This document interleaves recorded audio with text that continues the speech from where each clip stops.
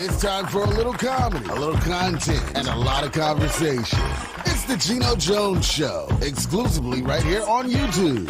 Now here's your host, Geno Jones.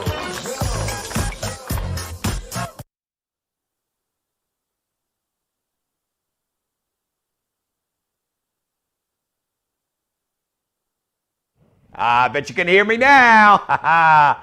You thought you fooled me. Yes, officially, now it is showtime. Yes, the Geno Jones Show.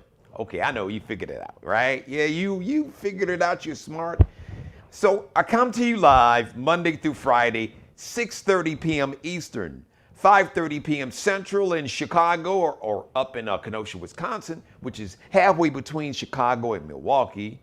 We'll give you the latest on the white supremacist, sympathizer, wayward teen, killer, murderer, Kyle Rittenhouse, that trial. 5:30 in Chicago, 3:30 p.m. out in Los Angeles, 1:30 p.m. in Hawaii. Please subscribe to the Geno Jones channel. Please share this and every episode. And like every episode, ladies and gentlemen, the Geno Jones Show brought to you this week by Soulful Connection, soul, R&B, and Southern soul blues artists. They got a brand new album called BYOB. Bring your own blues. And while you're at it, they say bring your own body and bring your own booty. And, well, yeah, bring those too, if you know what I'm saying. They are having an album release party. Their brand new album is out now. And the album release party is happening this Friday at the La Creme venue, La Creme nightclub, bar and grill in North Charleston, South Carolina. So if you're in the area or you want to hang out with me Friday night, 8 p.m. Eastern time, free admission, come on down. Come see me, all right? They are the official sponsors for the Geno Jones Show this week. Let's get right into it. A relatively short show, speaking of shows, because shout out to my girl Lettucey, who was been a guest on my shows. As a matter of fact, go back and binge watch. That was way back, I believe, in somewhere around February, March, just before she launched this tour. She talked about it. She also talked about playing Mahalia in his upcoming Mahalia Jackson biopic. So I had a great conversation with Lettucey. Go back and watch that. She is in town live tonight performing at the Charleston Music Hall. So I'm going to see my girl Lettucey do her thing. Now, speaking of seeing, so many of us, all of us have been wondering, when are we ever gonna see Chris Tucker back in one of the Friday movies? Huh? When are we gonna see Smokey smoking? We wanna see Smokey smoking. Well, Chris Tucker confessed why he has never returned to his role as Smokey in the original Friday, which is a cult movie. It is a cult classic, a cult favorite. Every time it comes on TV, like between MTV and VH1, it's on at least one day on the weekend. And it seems like every time any one of the Friday movies, Friday, next Friday, Friday after next, we're waiting on the last Friday. I gotta watch it. Chris Tucker was in the first one. That first Friday movie never came back. Well, he had a conversation with, of all people, Eddie Levert. That's right, the iconic, legendary Eddie Levert of the OJs and Eddie Levert's granddaughter. So he does like an Instagram show. So Chris Tucker was on with Eddie Levert and said the reason that he hasn't returned to do Smokey, why you haven't seen Smokey smoking in another Friday movie, is because he said he never really wanted to do another one. He said, that was not in my plans. I never wanted to do another one. And now I'm nervous about, I'm paraphrasing, he says he really doesn't want to do another one because he doesn't want to mess it up in terms of his character, because his character is so iconic. His lines in that movie are just so iconic. Just like when he's out, man, I'm gonna get you high. I'm gonna get you high, man. She could tell I'm a huge Chris Tucker fan. Oh, by the way, he also said that, now wait, I want you to get ready for this. If you're standing, you might want to sit down.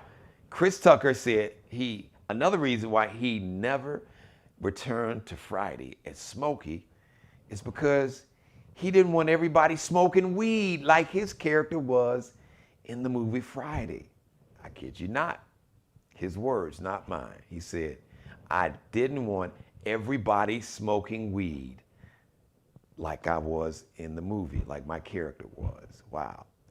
Now, hold on. There's still good news. He said, there's hope. He said he's still considering that he might return. I know. Chris, dude, if you're watching, yes, man, we need you to come back. You don't have to smoke. You can be like, hey, man, look, I went to rehab. I'm clean. I ain't getting high no more. I don't care, smoking or not, Chris, or Smokey. We need to see Smokey in this last Friday movie. So, check it out. So it's going to be a short show today because, like I said, I'm going to see, let us see. In case you're wondering, the jury in the Kyle Rittenhouse trial up in Kenosha, Wisconsin. Yesterday I had my Geno Jones Show contributor, Harrison Kern, who was up there in front of the courthouse. As a matter of fact, I just talked to him. He said they have just packed up. The judge basically told the jury, it's done. No verdict. There will be no verdict in the trial today. They are going to basically start deliberating again on tomorrow, Thursday, at 9 a.m. Central Time, so 10 a.m. on the East Coast. No verdict. One of the jurors wanted to see one of the drone videos again, and the defense is tried to get a mistrial because of that. So, once again, you had a 17-year-old boy.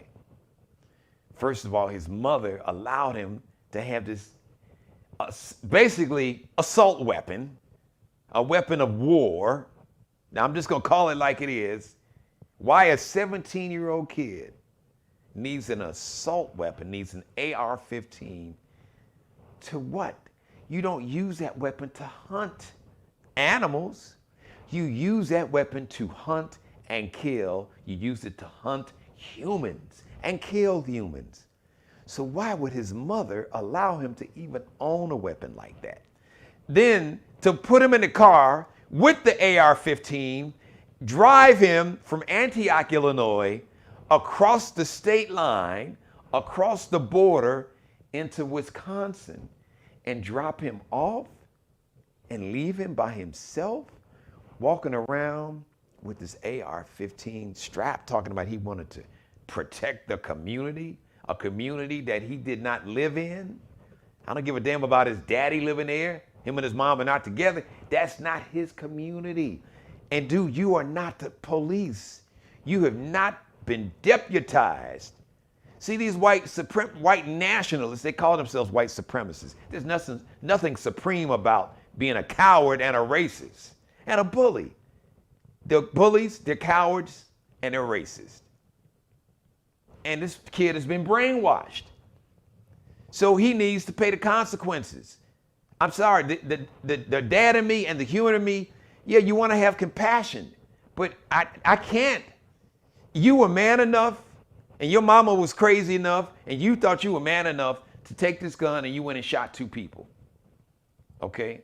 Because one person threw a bag at you, one person tried to take the gun. So you go instigate this, looking for trouble, talking about, I wanted to protect the community and to protect businesses. They got police for that. Who in the hell deputized you? You just deputized yourself and said, I'm white supremacist man. I want to be a proud boy. Yes. No, dude. And shame on his mother. And shame on his daddy. That's a reflection on them. Our children are a reflection on us, whether you want to admit it or not. It's true. The values, the morals, the foundation that we lay, that we pour into our children, they are a reflection on us, for better or for worse. That's a fact.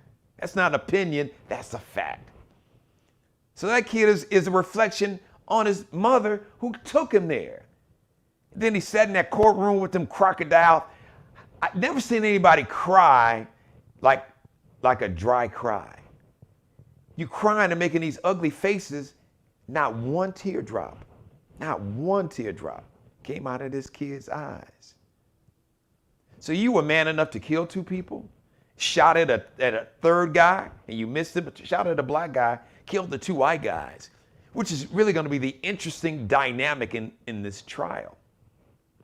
Because the judge is doing everything he can to get this kid off. Judge Bruce Schroeder. That's right. Cut him loose. Cut him loose, Bruce. Let him loose. That's what they need to call. Let him loose, Bruce Schroeder. And this judge is an example. Once again, I talk about why it's so important to vote. And by the way, next Monday, I got a major announcement about we got to really get people's attention about the importance. What can we do to make sure that President Biden and the members of Congress and the Senate and the House, listen, if you do not protect people's voting rights, that's what happened 1877. Basically, you had about 12 years. They call it Reconstruction, where black people were free after the Civil War. You had so many black people in Congress, House of Representatives here in South Carolina. You had a plethora, a number of black men that were politicians, members of Congress, and state lawmakers, and then the federal government. And then 1877 came, and basically the United States government basically took the Union troops out of the South and said, okay, all right, we'll get the troops out of there. And then the South went crazy and started passing all these Jim Crow laws, and they called them the black codes, slave codes. As a matter of fact, that's where local policing started, right after 1877, after the end of what's called Reconstruction in America. Google it. Basically, when especially the Southern whites was like, well, damn this, these Negroes, even though they weren't saying Negroes, the word rhymed with trigger, but take out the TR at the end. They're like, no, we are not. You all were our property, and now you are politicians and business owners. They couldn't take it. They couldn't take the competition. They were scared, just cowardly. Racism, hate in any form is based in fear and ignorance and cowardice. And in essence, one of the first things that happened, one of the first rights that were taken away from black people right after Reconstruction was their right to vote. It started all the Jim Crow laws, all the black codes, the slave codes, the slave patrols to retrieve and recover the former enslaved black people and take them back to their former masters, slave holders. Oh man, this thing is real. So I got a major announcement, because I got a way to get everybody's attention. And I guarantee you, it's going to get a lot of people's attention. And when it gets those people's attention, then maybe those people will talk to their friends in Washington and say, hey, we got a problem.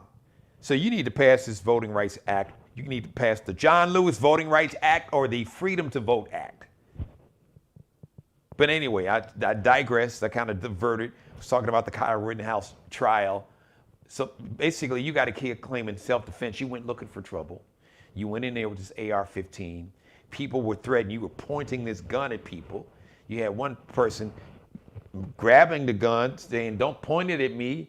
Then after you shot one person, people tried to take the gun from you. Then you shot another person and killed them. And then you shot a third person and blew his biceps off.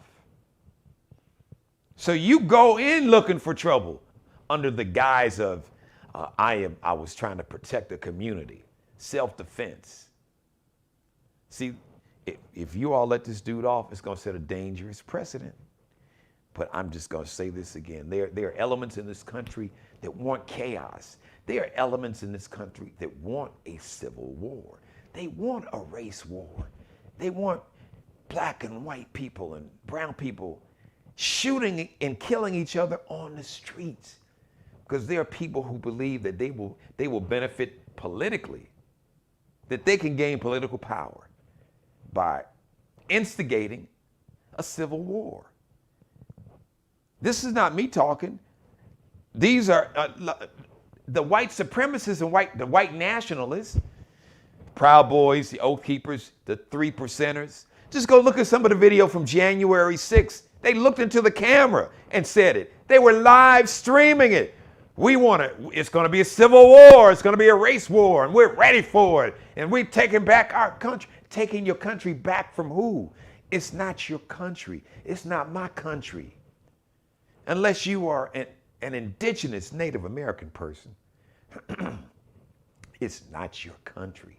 So if anybody, the Native Americans could be like, to hell with, all y'all can get your ass out of here, because this is our home, if we're going to be honest about it. So this taking my country back, it was never your country. It became your country because you stole it from somebody. And in the effort, and while you were stealing it, you committed genocide. You killed almost wiped out an entire group of people. So we'll have details on that for tomorrow. The latest in the Kyle Rittenhouse trial. All right. So that's my monologue for today. Time to go see Lettucey. Thank you for letting me be a part of your life. As always, God bless each and every one of you. God, most of all, thank you for letting me do the Geno Jones Show. I come to you live Monday through Friday. So watch me live. Like if you're watching me now in real time, watch me live. And if you're watching me and it's not live, that's okay too. Monday through Friday, 6:30 p.m. Eastern, 5:30 p.m. Central, 3:30 p.m. on the West Coast. Shout out to Mr. Markel Bailey, the official barber and hairstylist for the Geno Jones Show. Check him out on Instagram, Kelby Cutting Up, KELBECUTTINUP. And Alexandria Jones and Bruce Gage, the official wardrobe consultant and stylist for the Geno Jones Show. Lexi, it's _ Lexi, LEXXIE, space, Jones Designs. _ Lexi, LEXXIE, space, go one over, Nicole, NOCNICOLE, NICOLE Designs, all right? She's on Instagram. And Bruce Gage, just do a simple search in the search box on Facebook, on Instagram, on Twitter. Bruce, G-A-G-E. I love each and every one of you. Mother, you know I love you more than life itself. And I love Lettucey, big fan of hers. On my way to check the sister out now. Tomorrow, my special guest is going to be Soulful Connections. You got an R&B, soul, Southern soul, and blues artist. By the way, the Geno Jones Show brought to you this week by Soulful Connections, a brand new album, BYOB. They're having a listening album release party. Album release party this Friday at the La Creme, L-E, little hyphen, Creme, C-R-E-M-E, La Creme venue here in North Charleston, South Carolina. It's free, starts at 8 o'clock. Come on out. Yours truly, the king of MCs, is going to be the MC and host the album release party. They got a brand new video, their latest single, Hey Little Mama. And they're going to have a Hey Little Mama contest. So we're going to have a lot of fun. So Soulful Connection, they're going to be my guest on tomorrow. Speaking of tomorrow, the next live edition of the Geno Jones Show tomorrow, 6:30 p.m. Until then, one more thing before I head downtown to see Miss Lettucey. As always, be blessed. Thanks for watching. Subscribe and tune in to the next episode of the Geno Jones Show, exclusively right here on YouTube.